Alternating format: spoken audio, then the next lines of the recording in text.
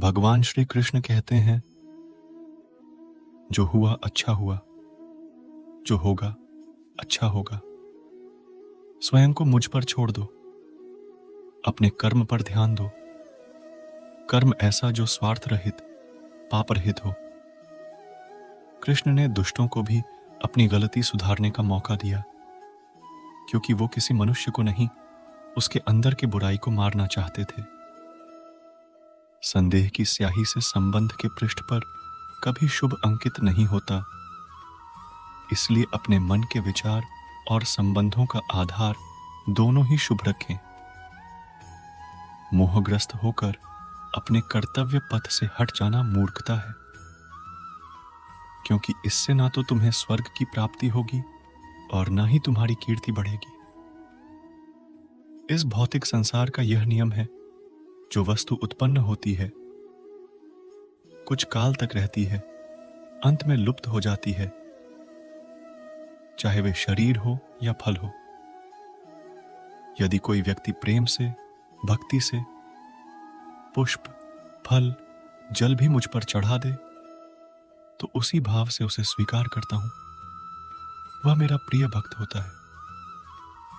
उस मत डरो जो वास्तविक नहीं है, न कभी था न कभी होगा। जो वास्तविक है वो हमेशा था और उसे कभी नष्ट नहीं किया जा सकता। जीवन में आधे दुख इस कारण जन्म लेते हैं क्योंकि हमारी आशाएं बड़ी होती है। इन आशाओं का त्याग करके देखो, जीवन में सुख ही सुख है। अपने परम भक्तों जो हमेशा मेरा स्मरण या एक चित्त मन से मेरा पूजन करते हैं, मैं व्यक्तिगत रूप से उनके कल्याण का उत्तरदायित्व लेता हूं। जन्म लेने वाले के लिए मृत्यु उतनी ही निश्चित है जितना कि मृत होने वाले के लिए जन्म लेना। इसीलिए जो अपरिहार्य है उस पर शोक मत करो। श्री कृष्ण ने कहा है, अगर तुम्हें किसी ने दुखी किया है तो बुरा मत मानना। लोग उसी पेड़ पर पत्थर मारते हैं जिस पेड़ पर ज्यादा मीठे फल होते हैं। अंतकाल में जो मनुष्य मेरा स्मरण करते हुए देह त्याग करता है, वह मेरी शरण में आता है। इसलिए मनुष्य को चाहिए कि अंतकाल में मेरा चिंतन करे।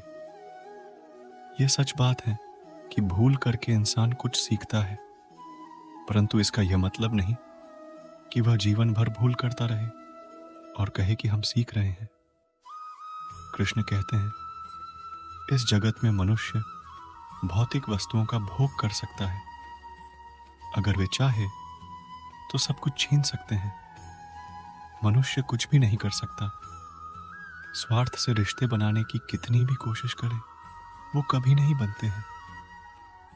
और प्रेम से बने रिश्तों को कितना भी तोड़ने की कोशिश करें, वो कभी नहीं टूटते। ऐसे ही सनातनी वीडियो देखने के लिए इस चैनल को सब्सक्राइब जरूर करें।